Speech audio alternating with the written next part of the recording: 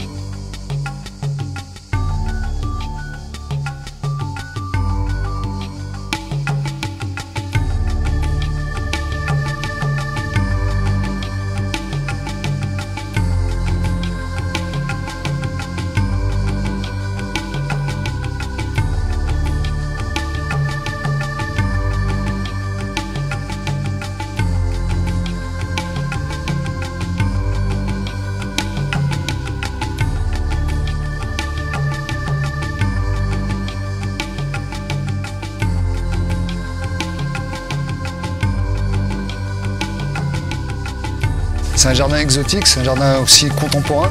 Et là, on est face à une maison qui est très contemporaine. On a aussi ramené des matériaux un peu plus contemporains, tels que l'ardoise, qui se mariait très bien avec la couleur anthracite des baies vitrées. Jouer sur une palette végétale, c'était à la demande du client de travailler avec des végétaux exotiques. Il voulait vraiment s'évader dans son jardin, voyager. Et donc, on est parti sur beaucoup de palmiers. On retrouve des Washingtonia, des Dracæna, des Phormium, des agaves aussi, beaucoup de cactus.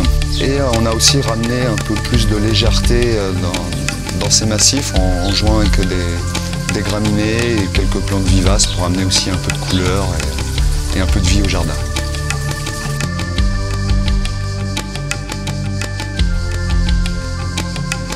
On réalise donc de grands espaces. Encore une fois, on essaye de créer des effets de surprise. On est resté sur un style qui était quand même provençal parce que, encore une fois, la demeure représentait ce style. Donc on y retrouve des murets de pierre sèche, de l'olivier bien sûr. L'intégration de la piscine est aussi importante que la maison avec le jardin. Donc on a toujours ce souci de créer un véritable univers autour de la piscine et pas de l'inseptiser comme on le voit souvent.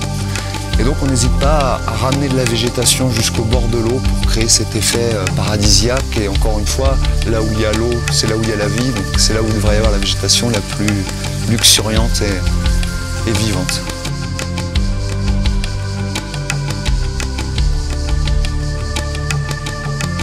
Il faut essayer de donner de l'intimité à ce grand terrain. Et essayer encore une fois de le découvrir. Donc on n'a pas hésité à créer d'énormes îlots végétatifs au milieu du gazon pour casser cette profondeur, cette perspective du jardin, pour lui donner du rythme et donner l'envie de s'y promener et d'aller voir un peu ce qu'il y a derrière.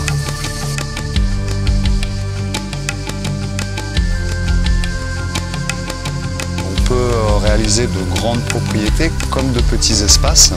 Où ici, on s'est amusé à faire quelque chose de beaucoup plus naturaliste dans la conception du jardin, où là justement il n'y a pas de ligne droite, on est plus sur de la courbe.